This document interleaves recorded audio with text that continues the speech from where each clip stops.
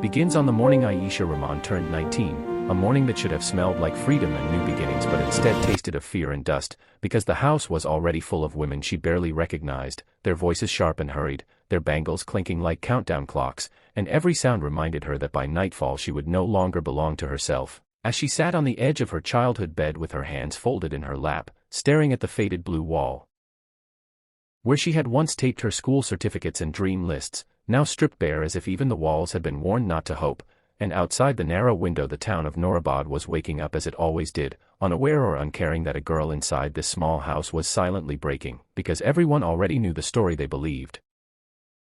Aisha Rahman, married at 19 to the men people feared, the men whose name mothers used to scare their children into obedience, the men rumored to be cold, violent, untouchable, a man twice her age who never smiled and never explained himself, a man called Zayn Malik, and as her mother entered the room with red-rimmed eyes pretending to be strong, Aisha felt the weight of unspoken apologies hanging heavier than words, because this marriage had not been her choice, it had been a decision made quietly between elders, debts, honor, and fear of survival, and when Aisha had cried the night she overheard her father agreeing to it, her mother had held her and whispered that sometimes a woman survives by enduring, words that echoed now like a sentence rather than comfort, as henna-stained hands pulled her toward rituals she barely registered, her mind replaying the rumors she had heard about Zayn Malik since childhood, how he was said to own half the town without ever attending a single celebration, how his house stood like a fortress on the hill, how men lowered their eyes when he passed, how women spoke of him in hushed tones as if saying his name too loudly might summon misfortune, and the worst of it was that Aisha had seen him once, just once, standing outside the courthouse 2 years ago, tall, still, unreadable, his eyes dark and distant like locked doors, and that single glance had been enough to convince her that fear had a face, because he hadn't looked cruel. Which somehow made it worse, and now she was being dressed to become his wife, wrapped in red fabric heavy enough to feel like chains, her heartbeat pounding louder than the wedding drums beginning outside, and as the procession formed and she was guided toward the car that would take her away, she caught a glimpse of her younger self in the cracked mirror by the door, a girl who had wanted to study literature, to teach, to travel, to laugh loudly without checking who might hear, and that girl seemed to look back at her in disbelief, asking why she hadn't run, but where could she have gone in a town where a girl's defiance was treated like a disease, and when the car doors closed and Noorabad passed by in blurred fragments, Aisha's fear sharpened into something colder, because she wasn't just afraid of marriage, she was afraid of the unknown man waiting at the end of this road, and the Malik house rose ahead like a shadow swallowing the sky, its gates opening slowly as if the house itself were judging her worth, and inside the courtyard the guests fell into sudden, respectful silence, because Zayn Malik had arrived, and when Aisha finally lifted her eyes to see the man she was to marry, her breath caught not because he was terrifying, but because he looked nothing like the monster she had imagined. He stood tall and composed in a simple ivory sherwani, his expression controlled, his presence commanding without effort, and yet there was something in his eyes that unsettled her more than anger ever could, something heavy, something guarded, something lonely, and when their eyes met for the briefest moment, Aisha felt an inexplicable chill, because he did not look at her like a prize or a burden, but like a responsibility he had already accepted without complaint, and the ceremony unfolded around them like a blur, vows spoken she barely heard, hands joined that felt unfamiliar and distant, and when it was over and the guests whispered among themselves, Aisha waited for something, harshness, dismissal, cruelty.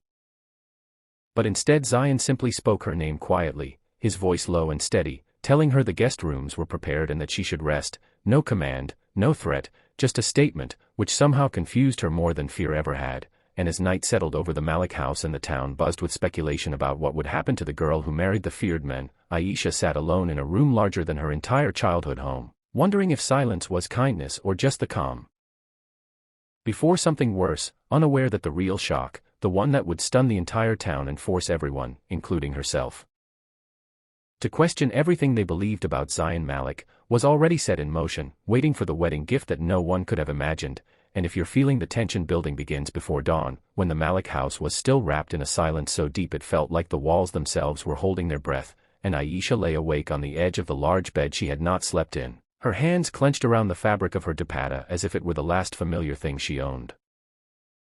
Listening for footsteps, bracing herself for a future she had been taught to fear, because every story she had heard about forced marriages ended the same way, with a girl disappearing into obedience or pain. But instead of footsteps approaching her room in the night, what came was morning light and a soft knock, and when the door opened it was not Zayn Malik who entered but an elderly woman with kind eyes who introduced herself as Khala Safia, the housekeeper who had practically raised Zayn, and she spoke gently, telling Aisha that breakfast was ready whenever she wished, that the house was hers too now. Words so unexpected they left Aisha stunned, because kindness had not been part of the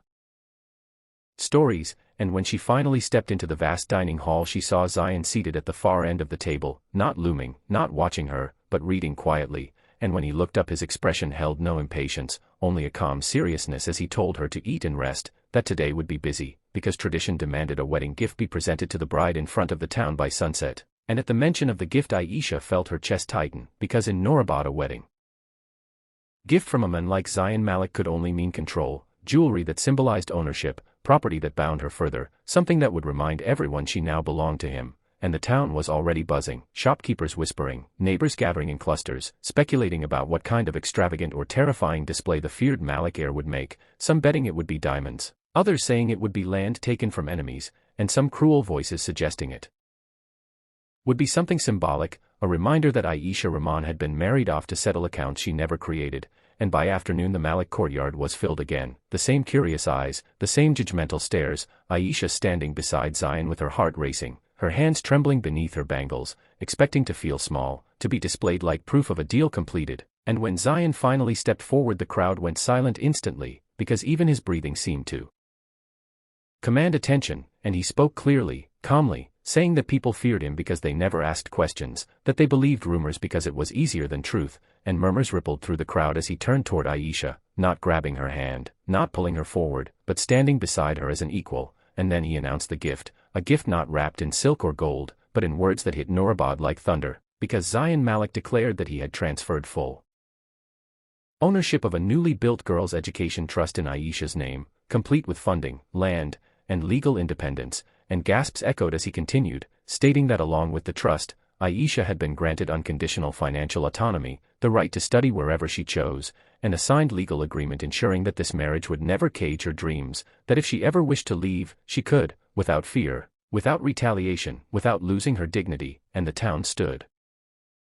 frozen, jaws slack, elders stunned, women whispering prayers under their breath, because no one had ever seen a man of power give away control so publicly, and Aisha herself felt the world tilt, her fear cracking open into disbelief as Zayn placed the documents into her shaking hands and said quietly, so only she could hear, that he had agreed to this marriage not to own her, but to protect her family from debts that would have destroyed them, that he had seen her school records, her writing,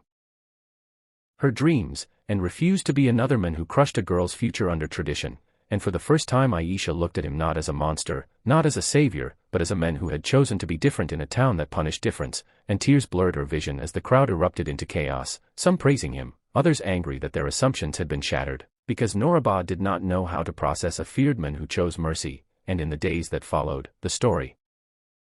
spread beyond the town, about the girl married at 19 against her will who received freedom as a wedding gift, about the man everyone feared who turned out to be the one who broke the cycle. And as Aisha began attending classes again, walking through the streets with her head held higher, whispers followed her not with pity but awe, and her relationship with Zayn slowly transformed into something neither of them rushed to define, built on quiet conversations, mutual respect, and healing,